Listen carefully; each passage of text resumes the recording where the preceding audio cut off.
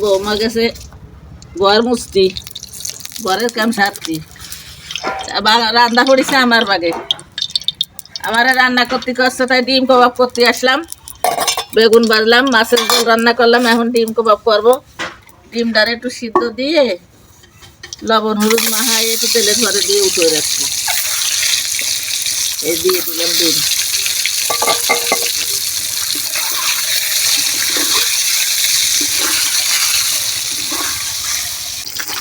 কবাবওয়ালা ডিম একটু তেলের ঘরে দিয়ে একটু লাইটে লাইটে মজা লাগে। তাই হয়ে গেছে, উপরে রাখছি।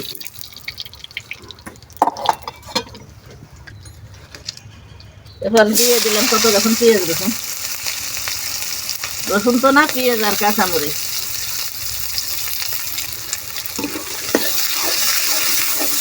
অনেক সময় পেঁয়াজ কাঁচামরিচ দিয়ে লাগে না, বাটিটা বাটা একটু বাটা মশলা দিলি অভাব হয়ে যায়।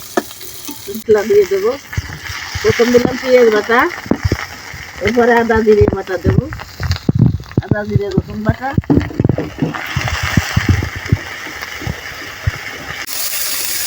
মশলাটা একটু ভাজা ভাজা হলি একটু পানি দিয়ে দেবো, এই পানি দিয়ে দিচ্ছি।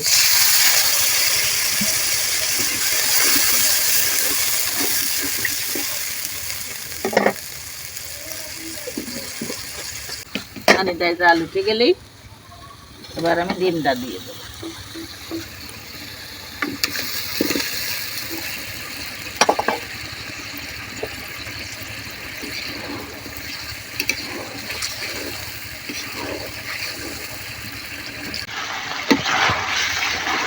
মশলাটা খাইয়ে তেল ফুটে উঠেছে, এখন আমি একটু সামান্য গরম মশলার গুঁড়ো দিয়ে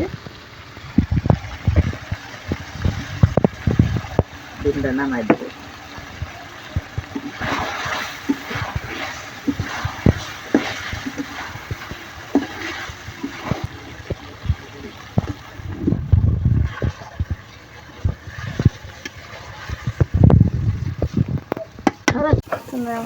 এই যে নামাই দিলাম, হয়ে গেছে ডিম কাবাব।